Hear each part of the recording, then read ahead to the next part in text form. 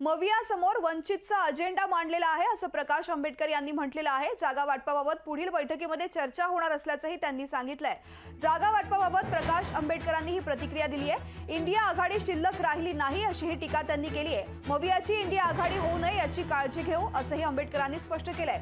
मवियाच्या बैठकीनंतर प्रकाश आंबेडकरांनी मवियाला वंचितच्या अजेंड्याबद्दल सांगितलं असल्याचं सांगितलंय।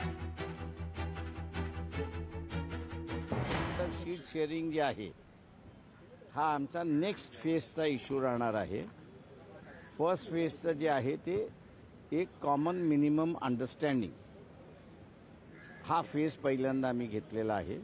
त्याच्यामुळे त्या फेजची असणारी अर्धवट चर्चा झाली, अर्धवट चर्चा सुरुवात होती। या आघाडीचं इंडिया होऊ नये ही मी दक्षता घ्यायचं असताना त्या ठिकाणी आम्ही ठरवलेलं आहे आणि त्याच्यामुळे ताक जरी असलं तरी फुकून फुकून प्यायचं असं मी ठरवलेलं आहे। इंडिया आघाडी माझ्या दृष्टीने इंडिया आघाडी आता काही शिल्लक राहिलेली नाही।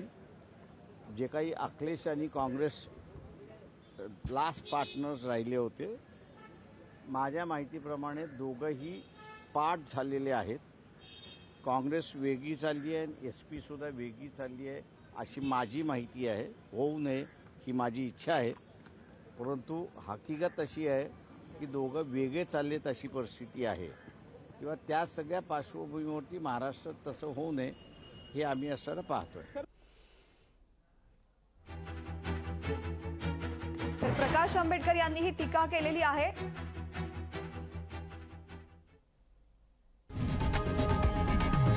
लोकशाही मराठी ऐका, पहा, जागरूक रहा।